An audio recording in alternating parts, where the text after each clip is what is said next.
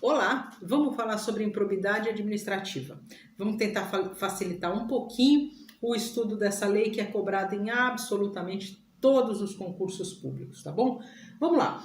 Primeira coisa que a gente tem que saber é que essa lei atinge servidores ou não. Então, se por acaso a pessoa não for um servidor público, mas incorrer em qualquer um dos artigos aqui previstos, ela também terá a sanção aplicada da mesma forma, no mesmo molde previsto aqui na improbidade administrativa. Depois eu vou explicar como é que pode um servidor, uma pessoa que não é servidora, um agente comum, ser responsabilizado por improbidade administrativa.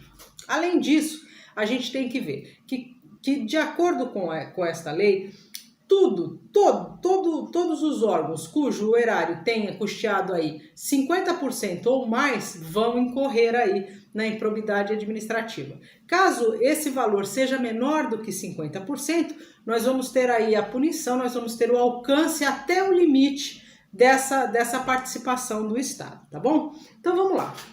Nós temos 4 situações previstas nesta lei como improbidade administrativa. Dentro de cada uma dessas 4 situações, nós vamos ter diversos incisos. Então, a gente precisa conseguir diferenciá-los, porque é o que a banca faz. A banca vai lá, coloca um dos incisos e ela pergunta, isso é o quê? Um prejuízo ao erário? É o enriquecimento ilícito? Atenta contra os princípios da administração? Que tipo de crime de improbidade administrativa se trata esse inciso? Aí você vai me falar, pô, mas é impossível, são muitos, e são muitos mesmo. Então, o que a gente vai fazer? A gente vai tentar entender cada uma das 4 situações para conseguir diferenciar na hora da prova, tá bom? Então, em primeiro lugar, quais são as 4 situações? Nós temos o enriquecimento ilícito, nós temos o prejuízo ao erário, nós temos aí o mais recente deles, que foi incluído agora recentemente, que são os atos de improbidade administrativa decorrentes da concessão ou aplicação indevida de benefício financeiro ou tributário, e finalmente nós temos aqueles atos que atentam contra os princípios da administração pública. São 4 situações previstas. Vamos lá. O enriquecimento ilícito, ele é claro, a pessoa vai se enriquecer ilicitamente. Então, todos os incisos do enriquecimento ilícito, se você lê-los, você vai ver lá, auferir vantagem, ganhar, se lucupletar, são sempre situações, são sempre incisos que vão levar a pessoa ao ganho. Você vê claramente que a pessoa lucrou de uma forma que não deveria, já que ela está lucrando com os bens públicos, tá bom? Já no prejuízo ao erário, não, o agente ele não se enriqueceu, ele não levou vantagem, ele foi negligente ao cuidar da coisa pública, ele não velou pelo uso correto do dinheiro, pela administração daquilo que ele deveria velar. Aí está a explicação. Como é que aquela pessoa que não é agente, ela pode incorrer na improbidade administrativa? Eu vou te dar um exemplo. Dentro do prejuízo ao erário, a pessoa te pede, você é administrador público de qualquer uma das entidades, e você tem na sua mão uma série de máquinas, uma série de elementos que podem facilitar o trabalho para a administração pública. Aí vem o seu vizinho, que não é agente, e te pede uma dessas máquinas emprestadas.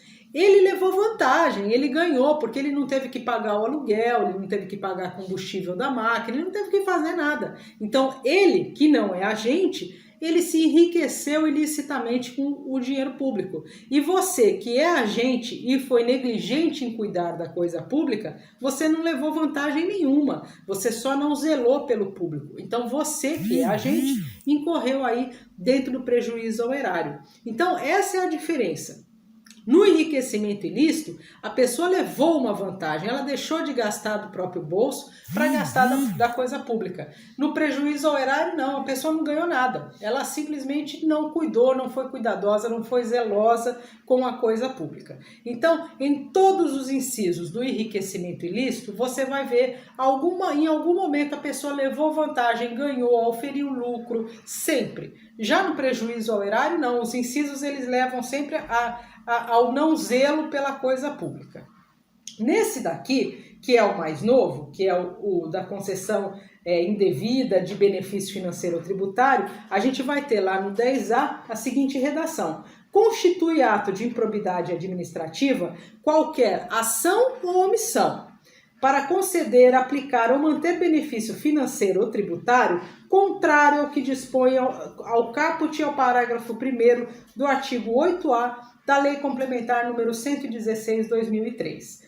Você não precisa saber qual é esta lei complementar. Você só precisa saber que essa aplicação indevida de benefício financeiro ou tributário, ela é crime de improbidade administrativa. Então, não precisa ir atrás dessa outra lei, porque não será cobrado. Você precisa saber apenas que essa é também uma das 4 modalidades de improbidade administrativa. E ela não é difícil, uma vez que, na verdade, é só o caput.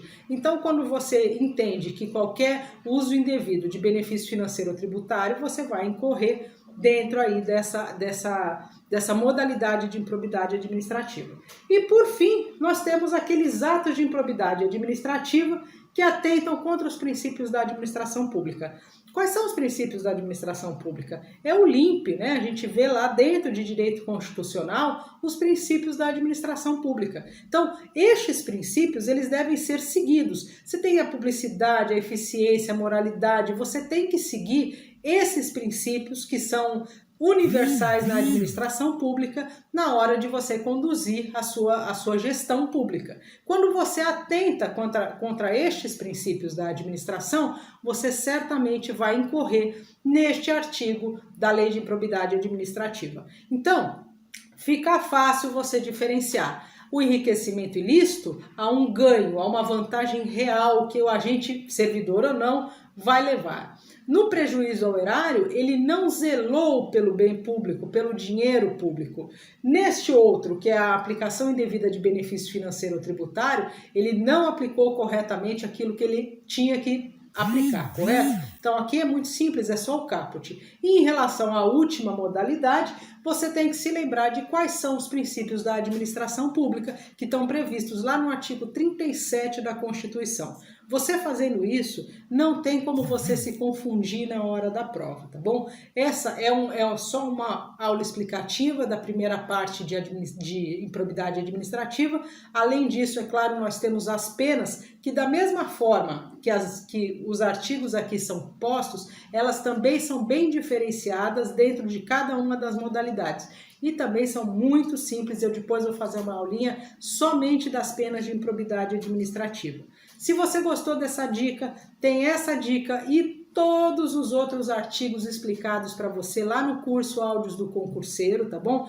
Eu e o Antônio estamos aí fazendo esse material para vocês, estamos aí providenciando um conteúdo bem grande, bem vasto. A nossa mentoria vai ficar completa. Para você que ainda não vai fazer a mentoria, aproveita agora, pede o curso Áudios do Concurseiro, conversa com o Antônio, ele vai deixar o link aí para você pedir, tá bom? Esse é o material que a gente vai usar lá na nossa mentoria. Então, se para você a mentoria ainda não é o momento, aproveita o material, vai com a apostila completa, com todas as pegadinhas que a banca costuma fazer e com todos os artigos explicados para você, tá bom? Então, vê no link aí, eu vou deixar um presente para você que é aluno do Antônio, vou deixar para você um cupom de desconto bem legal, você vai ter um desconto que ninguém tem, só os seguidores do Antônio, tá bom? Para você poder aproveitar o curso Áudios do Concurseiro. Se você gostou, deixa o seu like, deixa o seu comentário. Se tiver algum assunto que você quisesse que a gente